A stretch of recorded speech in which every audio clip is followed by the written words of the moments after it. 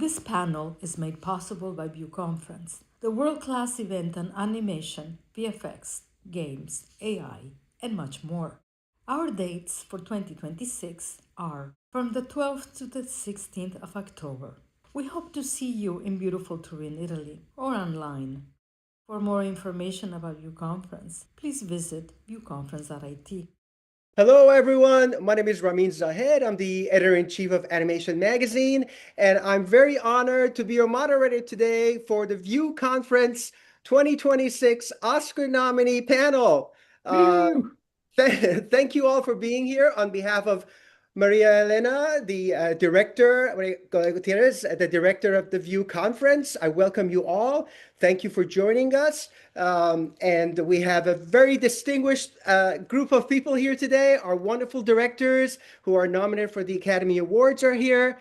Thank you all for being here. And I guess perhaps we can start by way of introduction, we can talk a little bit about your movie, how it all came to be. Tell us what was it about this movie that really drew you to the project and fired you up. And I'm going to just start, the way the squares are rounded up. We have Lian Shohan and Maëlys, the directors of Little Amelie. And maybe you can talk about your wonderful movie and how it all came to be. Uh, yes, it's a movie about a young little girl, Amelie, from 0 to 3, and we are literally in her gaze in the whole movie. She grew up in the Japan of the end of the 60s, and she will have a very special relationship with her housekeeper, Nishio-san. So yes, this film took literally 7 years to make with Lian Sho, and we know each other with Lian Sho since many years now. We were storyboarder together on many movies, especially Rémi Chaillet's movie, Long North, especially our Calamity. And yes, we this adaptation is from an autobiographical little book from the very celeb bestseller writer Amélie Nothomb, and yes, it was a very challenging, I think.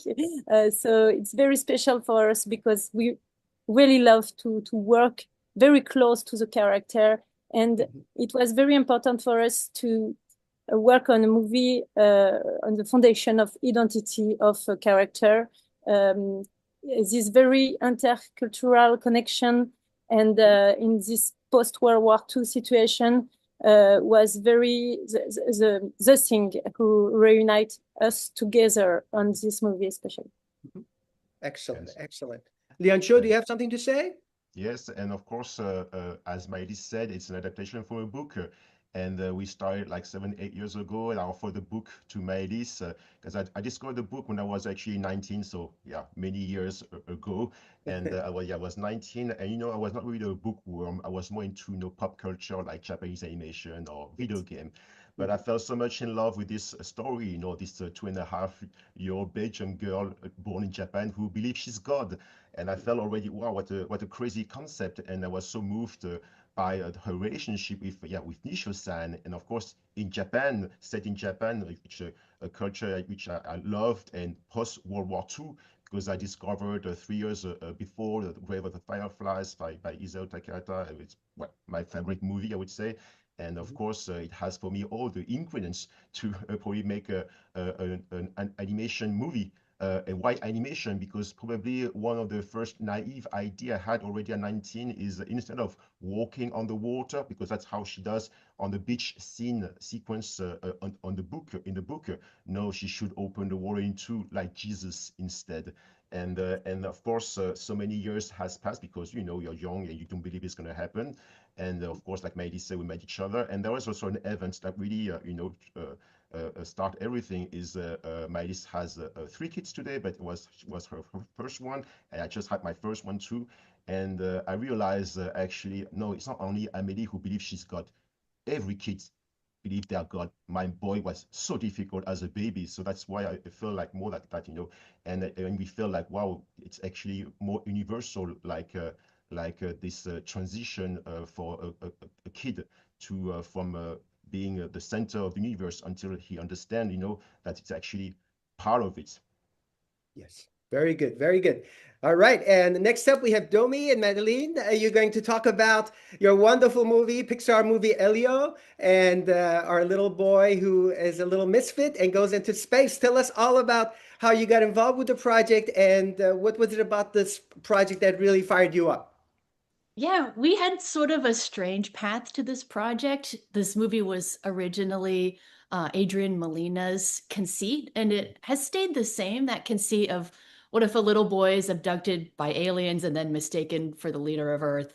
But when Domi and I joined the project, we added the twist of what if this is a little boy who has always wanted to be abducted by aliens? And that kind of opened up the whole story for us because I think we could both relate to a little kid who sort of disillusioned with Earth, who felt really lonely on Earth and was looking for something better, looking for a place where he'd really find his people. Both of us felt pretty strongly about that. So that was sort of our way in to the project. And the project took, I think, 6 years total, but we were on it for the last 2 years. So we kind of got off easy in comparison with you guys. Yeah. And then when both Maddie and I joined as directors, we thought it'd be a great opportunity to kind of pay homage to all of the sci-fi movies that we grew up loving. So when you watch the film, you can definitely see some fun references to Ridley Scott, Cronenberg, uh, Jim Cameron. I just love sci-fi horror as well. So it also felt like a fun opportunity to play with kind of scary moments in a Pixar movie, which is something that we have kind of done previously in our films, but it was just really fun to kind of explore scenes with Elio's clone and just to see like what kind of reactions we can kind of stir from audiences. Yeah, and it was really fun to kind of go into space for with Yeah. the movie. Yes, it was a lot of fun tagging along as well. So thank you for that. Mhm. Next up, we have Byron Howard, the director of Zootopia 2 with Jared Bush. Hello. Congratulations on having the highest grossing Hollywood animated film of all time this week, Thank you. 1.85 billion global cube. So congrats. Uh, Thanks. Tell us about how did it feel to come back to this wonderful, beloved world and kind of up the ante? Oh, thanks. Yeah, antes are hard to up.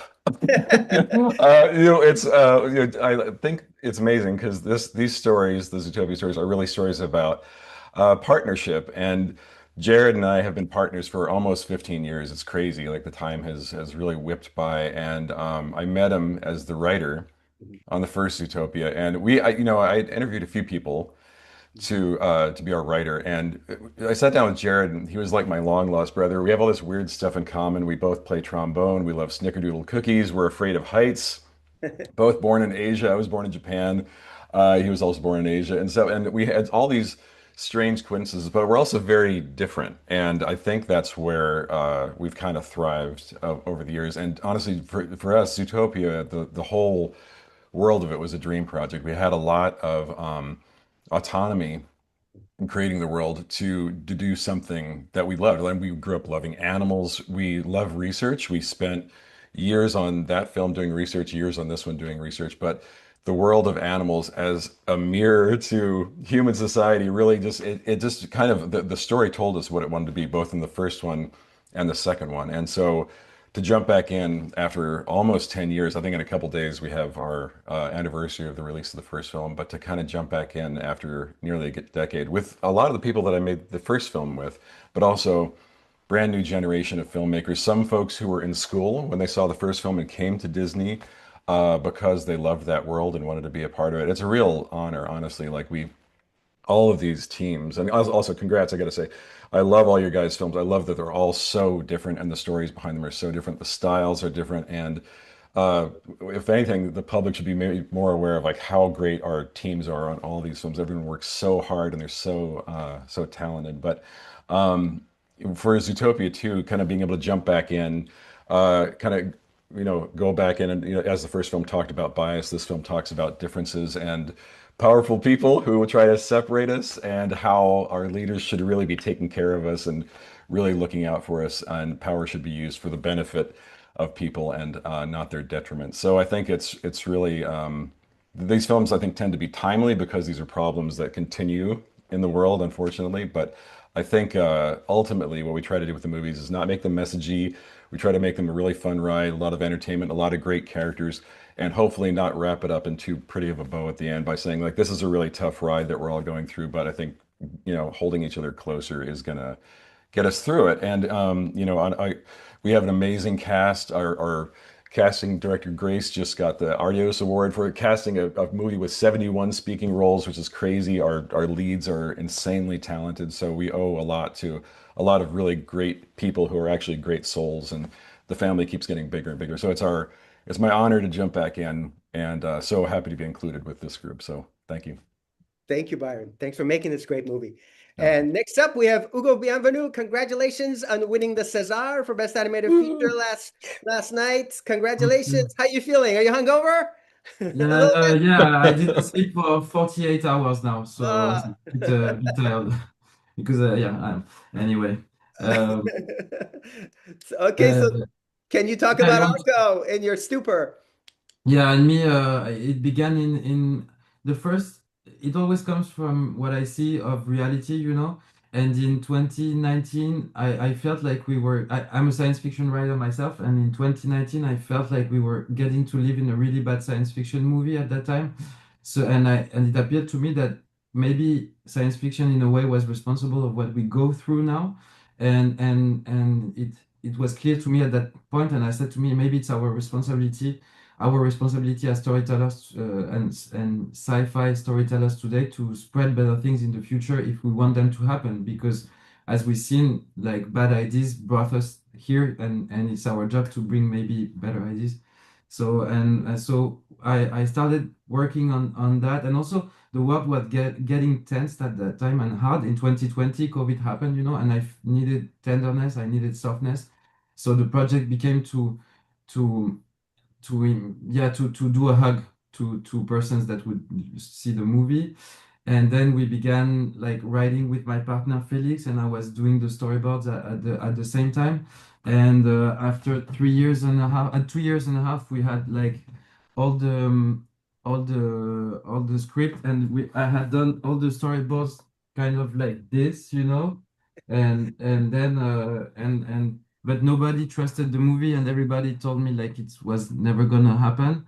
So we kind of said, okay, if we trust enough in the movie, let's put all our studio money, because we have a studio called Remembers.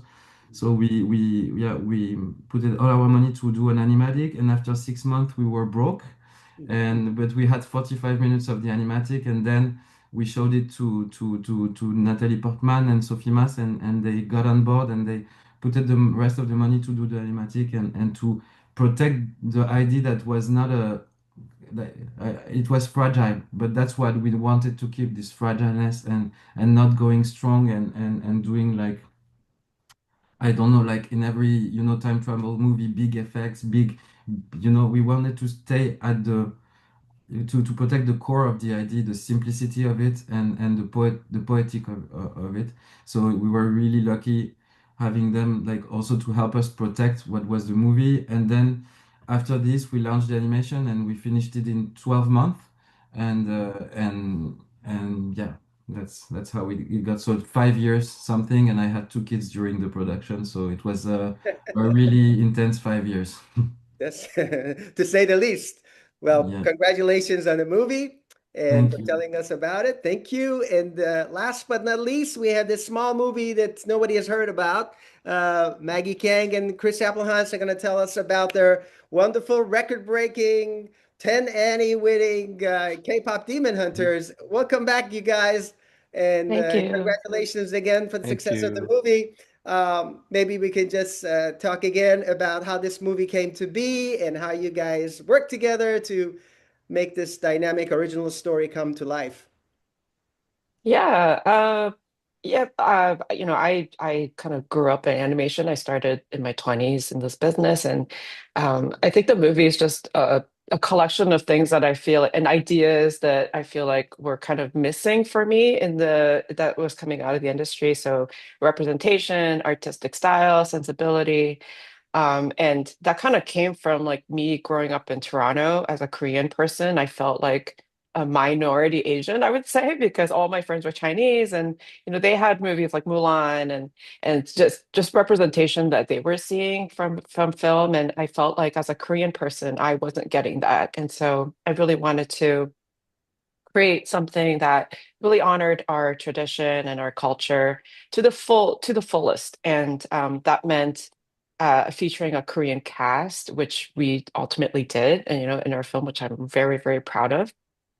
And so the movie is just like a combination of all these different Korean elements. And it first started as like a Korean demon fighting, a demon hunter trio, but it felt like that wasn't quite enough of a concept. And so just went down the list of more Korean things and was like, well, what if K-pop was in there? And if that felt kind of fun and refreshing and, had promises of like Baby Driver type of music sequences where we can like really flip the dime, on the visuals and the tone.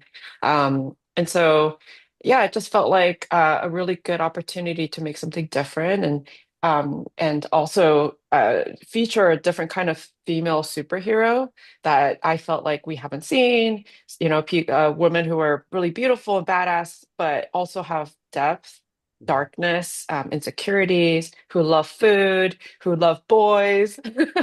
And so yeah, it was just like a culmination of things that I love. And then I found somebody who had the same loves of, all these different elements. And so that's where Chris came in. All right, Chris, tell us Yeah, about well your said.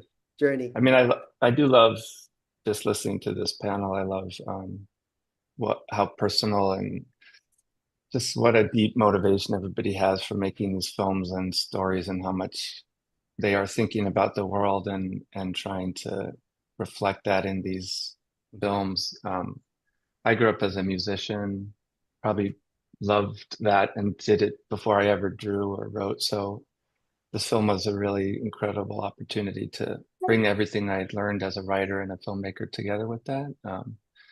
And then I think, yeah, my partner of 20 years is Korean American, and she's pretty much Mira. So I had a lived experience of just having a type of a wonderful, smart, funny, angry, strange, very real woman in my life and never seeing characters like that on screen. And so Maggie, when she first told me about the type of female character she wanted, I was like, yeah, I see, I see you.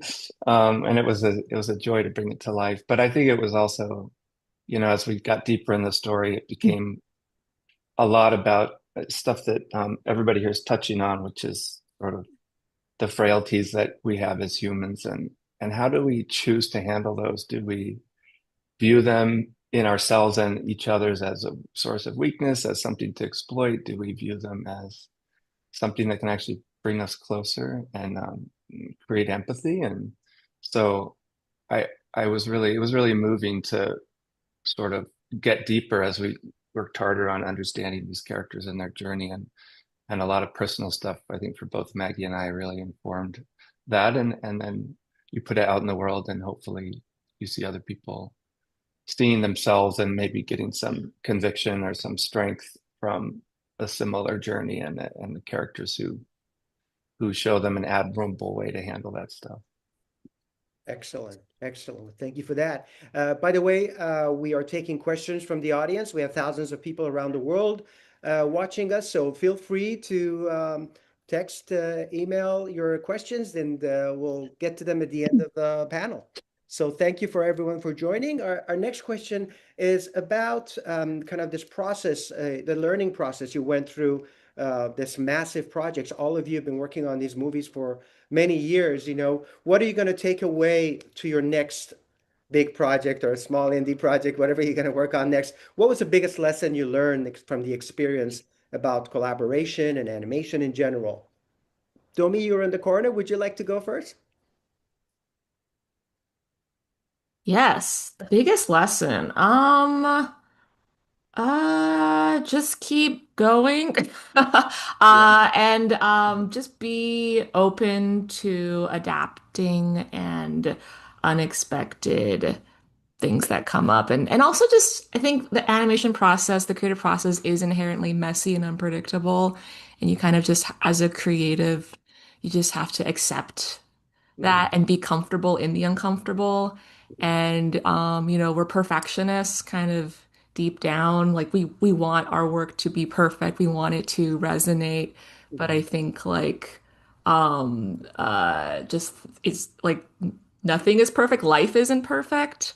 Yeah. And I think once you embrace that, Mhm. I think that will unlock something Mhm. special in your work. So kind of Mhm. like, yeah, embrace imperfections, be comfortable being uncomfortable, and just roll with it and keep going. 'Cause like everyone here was like saying like 4 or 5, 6 years, like animation is a marathon, not a sprint. And it's important to kind of take care of yourself and to take care of your crew and the people around you.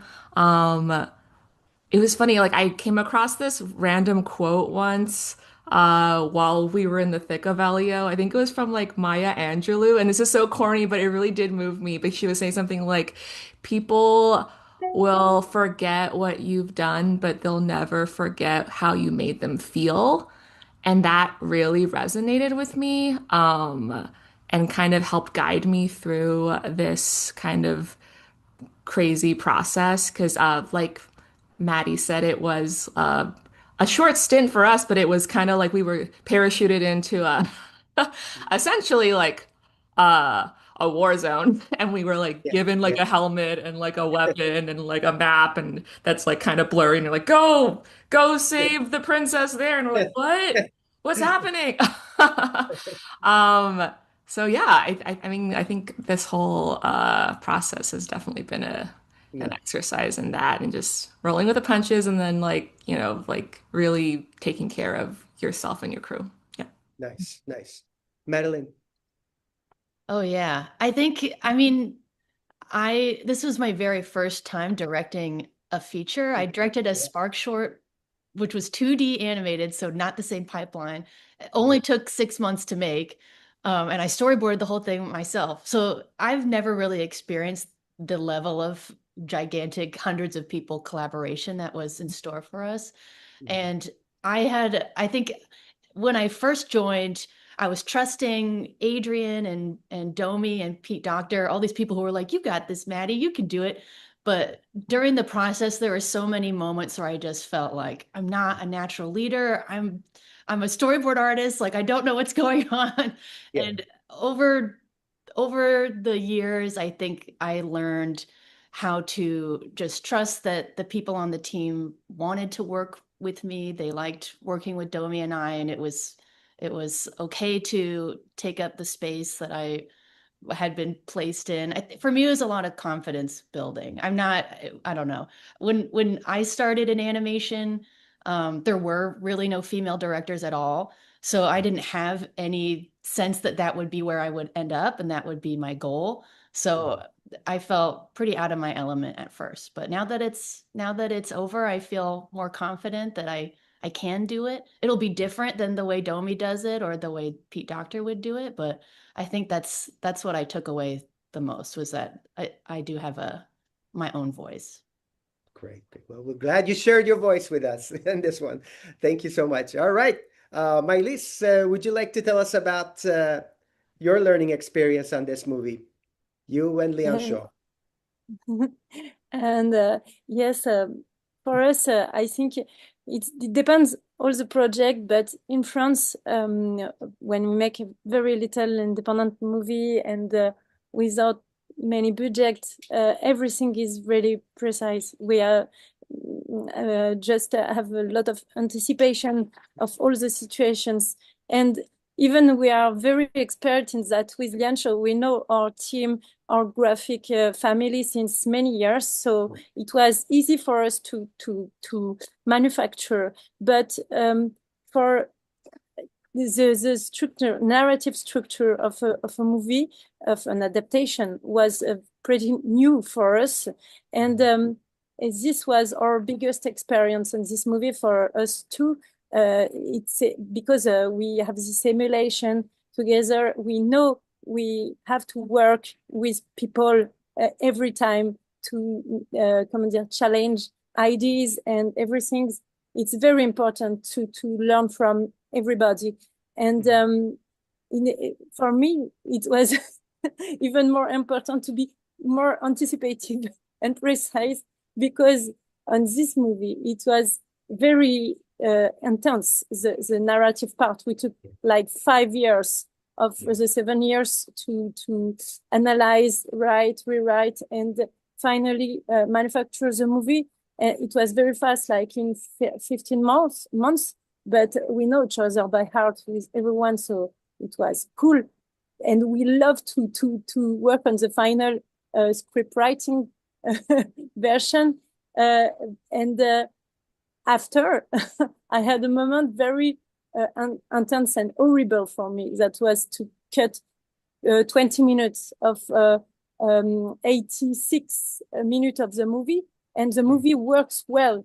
And at this time, my editor was in Bosnia for a documentary, so it was very for the whole team was working on the shots, and with Liancho, we just tried to manage to carry of to don't cut, to don't lose the movie. So we have very in mind to be very more careful, more precise possible of it. So now it's just taking care of all this process for us. I think we are very careful of that, and very careful of the whole team, because it was very collapsing. This moment on the movie was very, for our assistant director, it was very intense and difficult. Yes, and I think Elise, we how many minutes did you have to? How many minutes did you have to cut? 20? 20. 20 Oh my God. Oh Yeah, my God. imagine one. Out of how many? And 86? Yeah. What in yes, the world? Wow. and we lose, because sometimes we cut just before the beginning of a shot and in the end, and it was not really Yeah, precise, yeah. because we didn't want to lose the movie. The movie was cool. Everybody cried before the animatic, so it was like cutting our legs. Wow. Literally. So no, it was very challenging and a bit traumatic for us. Yes. So no, we were careful and careful more Yeah. and more again. Wow. So Well, your for baby one, survived the cuts. Your baby is very healthy still. That's good. Leah. that was Absolutely. intense.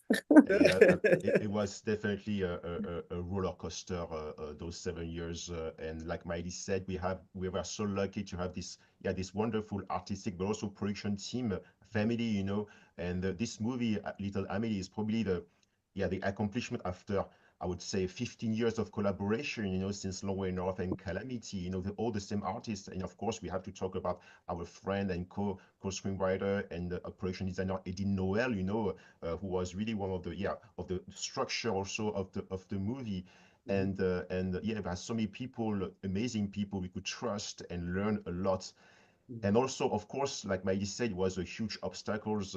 There was a huge obstacle, especially at the beginning with the writing, because in this world, everyone has an opinion about what a kid can watch, what a kid can understand, what a kid can handle, right?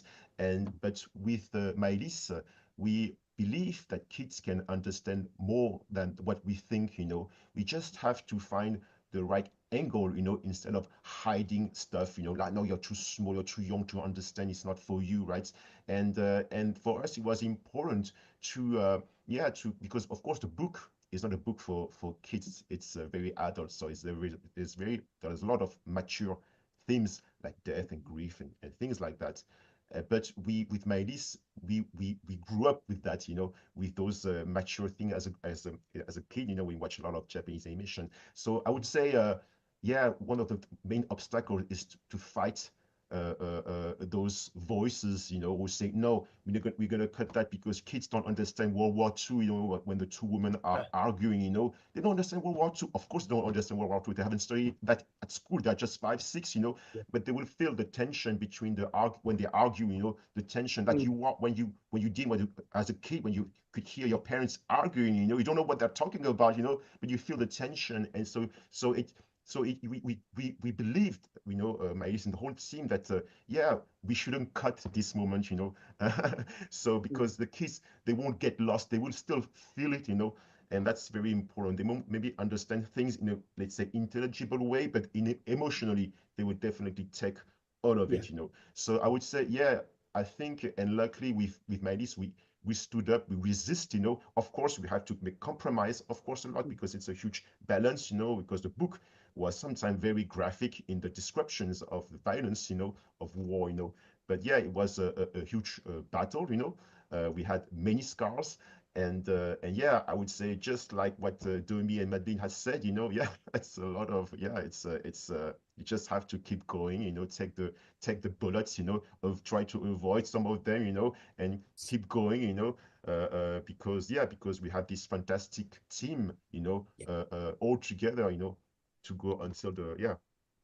final Excellent. line. Yeah. Very nice. Very nice. All right, Byron, tell us about the big No. lesson you learned from Zootopia 2. All those animal characters. Oh, all those animals. Zillions of animals. Well, honestly, I love hearing these guys talk because I think we all have very, very similar experiences. Like actually, one of the things I really lit up to in the last couple of minutes hearing these guys talk is I think one of our big jobs as directors is to kind of take the spark of an idea as something that you're excited about and then present that to teams of people who also will then add and add and add to it and make it better and better. And so I love that we as animation directors are protectors of those great, fun, meaningful ideas, and that we also have to be, as as Domi and Maddie said, like we have to be people as well, good with working with teams, and we have to take care of our teams because so much work goes into this industry. And also, I'm also aware now that I'm kind of getting a little older that once we're kind of through, like our resumes are shorter because we take 5, 6, 7 years to make films, and so the fact that we only get so many times up to bat, like what are you going to say each time, and like what means something to you, and what's important, and like what Maggie said, like what haven't you seen, what do you care about? So I love hearing that from this group, and I love hearing that all of the labor and the care and the thought behind this comes from a love of something that, sparked something in you and inspired you. So I thought that was great. But honestly, I would say like the biggest lesson to me on Zootopia 2 is like the biggest movie Disney's made in 100 years. Like it's enormous, like hugely, like dauntingly enormous. But the movie, as we made it over and over again in storyboard, it kept reminding us that if we didn't have the character relationships, especially with Nick and Judy, then nothing else matters. We could have all the eye candy, all the fancy camera work, all the color and light and sound and stuff and sound effects and stuff. And but unless animated movies, I think specifically, I think that's why animated movies are some of the best ones of all films, is because we really live or die on character. I think I love seeing Nick and Judy evolve as a couple. I love that there's a lot of discussion out there. We got the shippers and we got folks who just want them to stay Did you friends. just And I want confirm they were a couple, Byron? That's canon Yeah. now. That's a canon. couple. Yeah. I'm in trouble. No, it's like I think there's a chemistry, and I think I see it in all of your guys' movies. It's just amazing. Like I just think I have so many favorite things. I don't have time to list. I won't take up our time, but I just think that animation is so good because I think we have time to look at it over and over again, and because we are so precise by nature, and we look at every little expression. Like we're visual people. We draw. We think musically, like Chris was talking about. Like music and art and storytelling are very, very closely linked together as far as how we respond as human beings. And yeah, I would say like the priority, keeping the priority of the small things, the precious things, the human things, the relatable things, among all of the noise of something that feels marketable, or whatever pressure you're getting, or whatever for Amelie, the pressure you guys were getting for people's perspective of what your audience can handle and what they can't. I think that's so important what you said, because like these movies need to be great for all audiences on every level. It needs to have stuff that's thoughtful enough for adults, great stuff that children can understand and process as they kind of mature. And hopefully, what we're all doing, it takes so long. Hopefully, people watch and rewatch these as they grow older and as they have kids of their own, or as they're sharing them with family members, and it gives them a way to communicate about things that can sometimes be super difficult, like grief or injustice or displacement. So I think animation has always been incredibly important to me, and seeing the community do so much in trying to reach so many people has just been a huge lesson. But I think, again, so little stuff, super important. I'll sum that all up in just that sentence. That's great. That's great, Byron. And Ugo, you had a very emotional central relationship in your movie as well. What were what were some of the big lessons you learned from that, and what were your personal challenges for balancing all these themes in your movie? I can see behind Byron a lot of dinosaur skulls, and in fact, Stephen King often says when you're a story writer, it's like when you find a piece of a dinosaur, of a skeleton dinosaur, and your job is just to get the whole skeleton out of the floor, out of the ground, and reveal the actual dinosaur you find. And if you go too fast writing the story or things, you will bring a foot from another dinosaur on your dinosaur, and there you begin doing a chimera or Frankenstein thing, and you're not actually searching for your actual dinosaur. And honestly, to me, the hardest part was to protect the fact that it couldn't. I mean, it wasn't a huge dinosaur. It was my dinosaur, my little dinosaur, maybe. And I don't care about the biggest he was, and so that to me is something I really learned, and also like I saw that producers, we receive tons of notes, from producers, financiers, and stuff. And it's also because they watch at your toys, and they imagine how they could play with them, and it's like kids in and you're like, no, no, no. If you want to play with toys, create your own. It's my job to play with my toys, And honestly, the movies I like are the movies that are done by people that play with their own toys, and that and you could see that they have pleasure doing it, and that's what I try to do. And also, like, for I'm really into what Lian said. It's like, when I was a kid, the movies I liked were the movies that weren't lying to me, and that were considering my intelligence. And when I was a child, I felt like nobody respected the adult that was in me. And now that I'm an adult, I really feel like the child that is in me isn't respected either, So in fact, I try always to not think about who we are aiming, but I think we aim everybody. And it's not as, I mean, uh, kids and adults are not different species. That they are made of the same things, which are feelings, emotions, and relationship to elements. And this is the only thing that and so really we have to work with these three tools, and just like and not ask us too many bad questions, and often the exterior world, exactly as I said, with toys and on where we or with telling you, oh, your idea should, wow, you're doing a traveling in time movie, you should do time lapses. I mean, why should we do things bigger than what they are actually, So this is, and the last thing I think is that a producer or financier told me once in a meeting, like, if you can't explain this to me, it has to be in the trash, And 5 days later, I came back to him and I said, you know what? It's exactly the opposite. What I can explain to you, it means that it's small. So I have to put it in the trash. And what I can't explain to you, it means that it's bigger than us. It means that it's more important than us, and that's what we have to protect. And also, he told me, oh, you have to explain me. They told me, you have to explain me how travel in time works. And I was like, no, even Marvel, they put so many money trying to make us have fun with this, but it never works, and it's boring. It's 20 minutes of explanation, and I didn't want to make people bored, So I was like, and I couldn't find a way to make them abandon that the fact of explaining things. And in fact, one day I arrived and I said, okay, if you can explain me now how your phone works, I'm gonna explain how the traveling in time. And nobody could say to me how even our today technology was working, you know. So in fact, if we were going to middle age right now with our phones, people would think we were wizards. So in fact, it appeared to me that that's what's cool with fiction is that we are totally free. And I thought I was doing a sci-fi movie, but in fact I could use fantasy tools. I could use rom-com tools. And that's when it becomes funny playing with your toys. It's using every part of the language and use the grammar of things as much as you can. So yeah, that's what I kind of it was.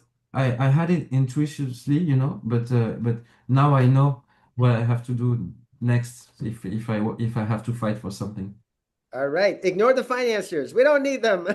No, but in fact, it's just no because they're important, but it's just that they have to Yeah. understand that I'm Yeah, not gonna tell them how to do their job, and so I exactly. don't know why they come to tell us how to do ours. You know. That's right. Exactly. Very good. All right, Maggie and Chris, tell us about the experience of. We could definitely tell that you were having fun playing with your toys, right? Tell us about your experience and the biggest lesson you learned from this amazing project. Oh man. Yeah, so many good answers. I feel like I definitely, for me, this experience of um, working with such a complicated idea, which was complicated on so many across so many different disciplines. It was really, I guess I took away this feeling that, almost anything is possible in this business because of the level of passion and follow through that all of the teams have. It's just the best community in the fucking world. It's the best group of people, and there were so many times, whether it was trying to reconcile with songwriters and editors how something was supposed to work. If it felt like if we knew why we were doing it and we could articulate that, if it was a song and we could explain like, look, this song is about this thing, but it's also really about this much bigger thing that sort of defies any one verse or lyric. But now as a fellow artist or this scene, maybe it's superficially about somebody asking to be killed, but it's actually about somebody truly breaking through and finding a new way to live. Like anytime that we could articulate to our team more than one thing that the soul of the thing, then anything became possible, and they would rise to the occasion with the performance and animation, or the song, or the lighting, anything. And I feel like that is our duty as filmmakers and writers and directors to like really have some of those big ambitions in place so that we can throw them over the fence and be like, let's fucking do this, guys. And when I think I will always, I guess, be pretty delusional about we could do basically almost anything if we have some of those basic questions and reasons for the material to exist. So I don't know if that's I don't know that it's hard to explain, but it was really moving the whole time to go through that and come out the other side with something that you're like, yes, that's the thing. That's the thing we all were talking about. Mhm. Maggie. Well, what more can I say after all these amazing answers? I mean, every single word I feel in my core that all of that is correct, and I guess I just want to reiterate what everybody has said. I think your job as a director is to really protect your vision, and these things take so long, and it's really easy to be pulled anywhere, like what Domi was saying, like you get so much input and you go through these bad spells where you're questioning yourself and what you're doing, and it's just very easy to do that. And um it's always great to have a partner who reminds you, and sometimes we forget, like we'll forget that what we're doing, and we have partners at our studio that remind us like, hey, isn't this what you wanted to do?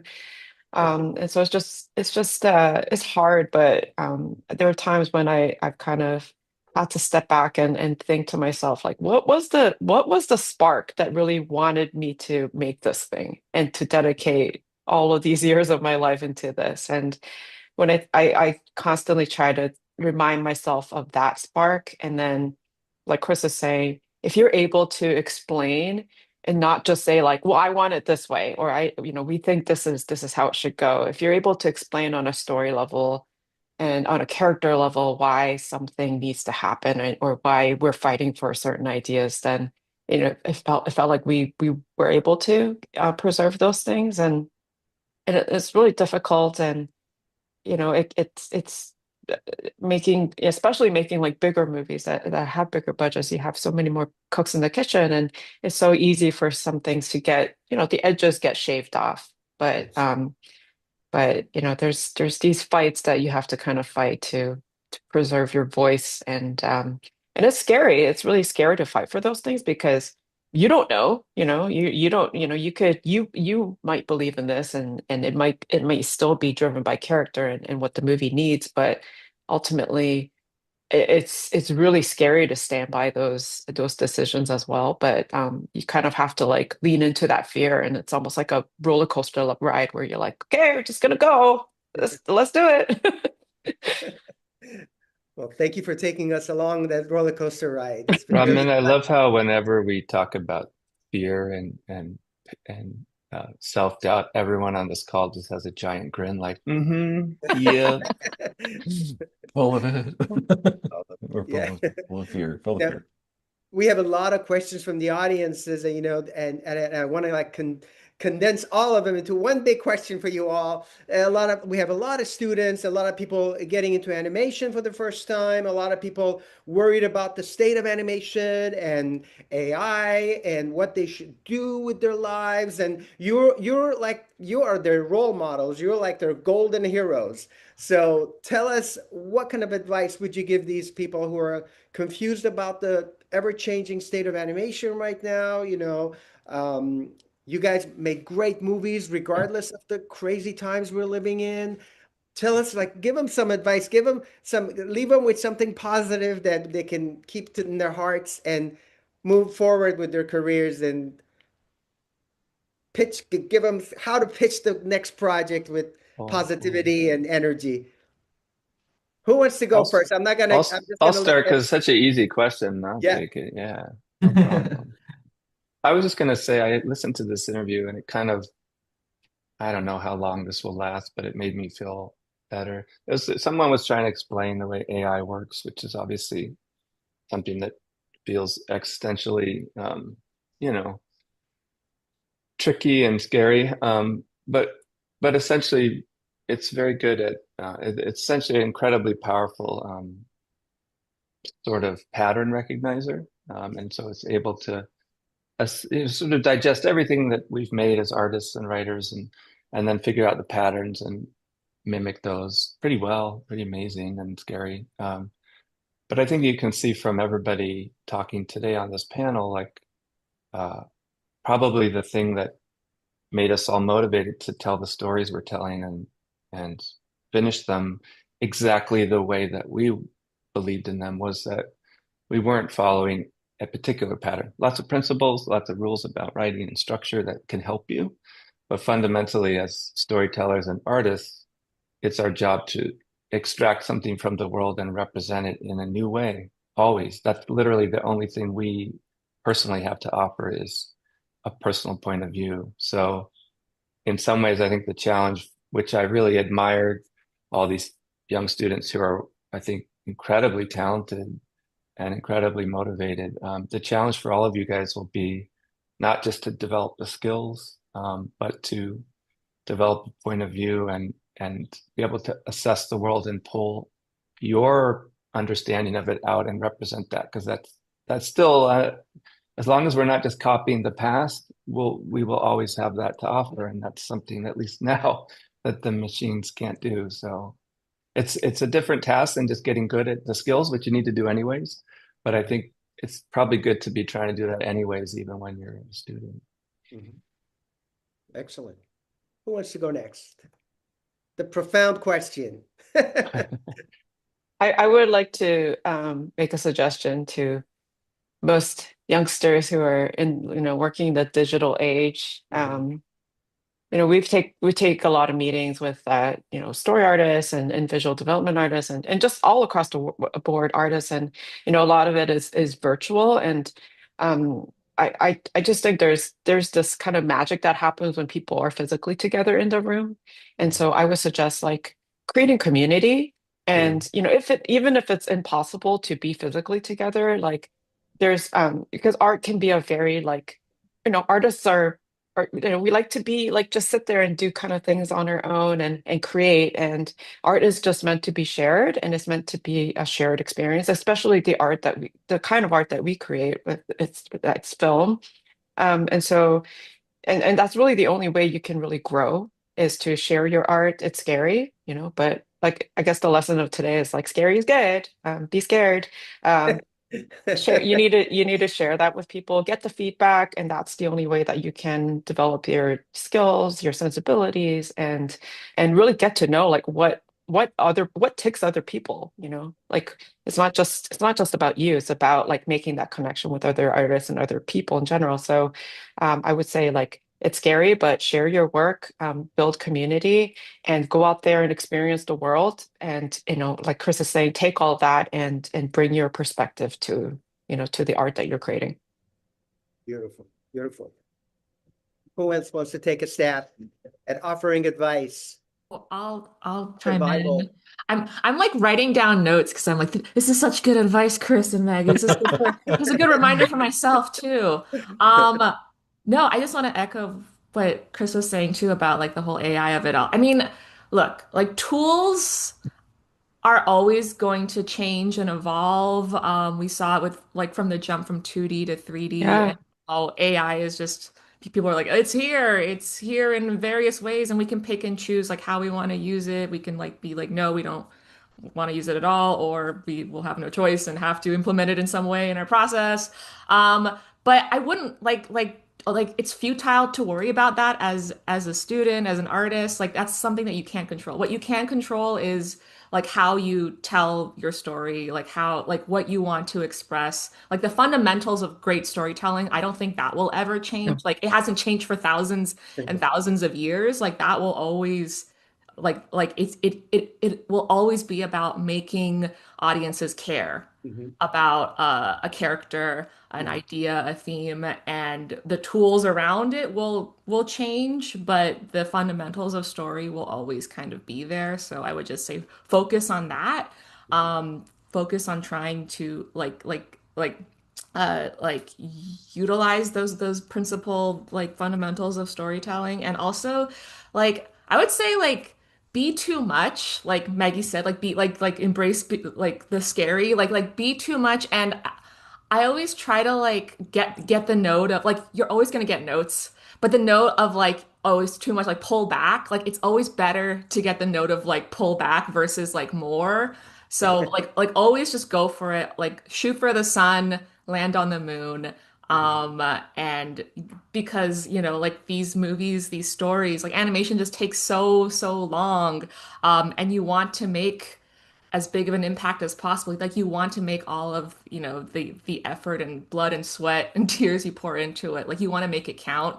So you might as well like fail spectacularly then like just take a tepid little steps forward to try to appease everybody. Yeah. So yeah, like focus on story and then be too much. That's Also, the sun probably sucks. oh It's yeah, the too sun hot. sucks. Yeah, It's too just hot. light Like you you on want to, fire. yeah. To live on the moon. The moon's Yeah, probably way Ooh, more fun. son. moon's better. Yeah, there's like zero gravity. You could jump. It's Yeah, fun. definitely. And it's made of cheese, right? Yeah. Yeah, There you Yeah. there go. could be cheese there. I All guess I'll right. jump in next. It's like the stuff that's actually making me feel better to hear you guys. Thank you for helping me feel better.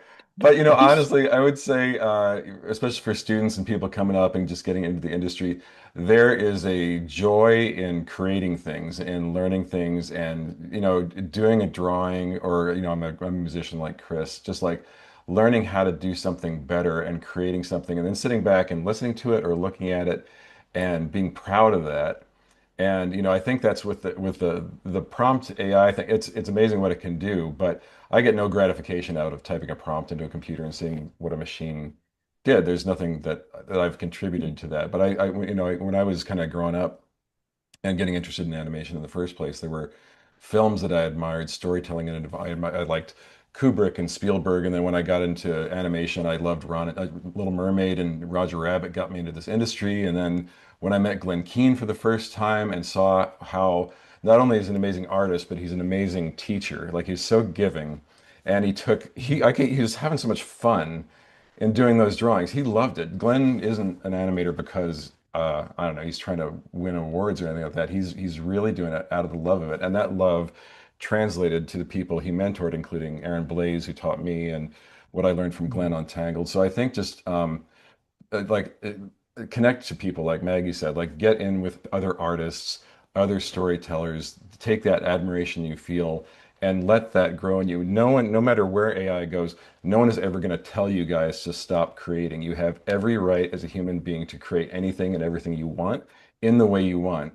And again, to what the guys are talking about, your distinct voice is not going to come from anywhere else. It's not going to come from another person. It's not going to come from a machine. So please don't give up. Like, technology shifts can be really scary. I was around when the transition went from 2D to 3D, and it was, man, I didn't know where things were going. But the fact that animation not only got bigger as an industry and more people got into it, but we're able to kind of see generations of animators and storytellers talk to each other and learn from each other. So keep being inspired by each other, find comfort in each other. We're going to get through it. Art is awesome. You have every right to create and tell stories. So please, please, please don't stop doing that under any circumstances. And then reach out, because like I reached out over my career to people who I thought, oh, they're not going to take 2 minutes or 3 minutes to talk to me, but they really did. It's like everyone here has been where you are, and it's easy to get discouraged, but don't let it bring you down. Just keep going, and we'll all hold hands and get through it together. That's great. That's great. All right, we have 5 minutes, so 4 minutes. So Yeah, I one was last just one. Go for it. I was just gonna just say that pleasure really come from effort most of the time, and the most effort you put in something, the most pleasure you will bring out of it, you know. And I think like effort is the only way to learn your craft. So I really think that you learn your craft before using a tool that will make you maybe sometimes lazy, you know. And so you know what you will want from the tool, you because you already know how to use your own tool, which is your soul, your body, your brain, you know, and your imagination. And what I also want to tell is that emotions are muscles, and fiction is here to train your muscle, is in your muscle in a safe place. So when you're in front of a hard situation, you're prepared. So and this, like, so storytelling is about actualizing us to the world, to the experience of the world, and our relationship to the world.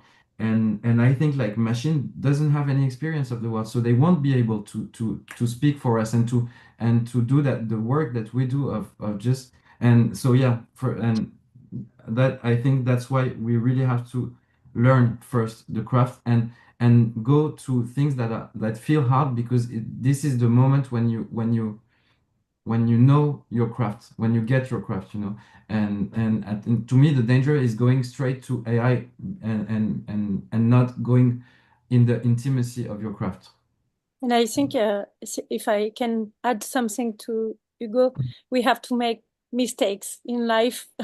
Life is suffering. It's a lot of I talk about a lot of suffering, but that's when we are human, the human value first, and when you challenge yourself and you have the satisfaction to obtain what you want, the audience will feel that. And it's the human connection is in that. So we have to craft, we have to dream, we have to resist of many things in life, and to talk about it, to yes, make all these stories.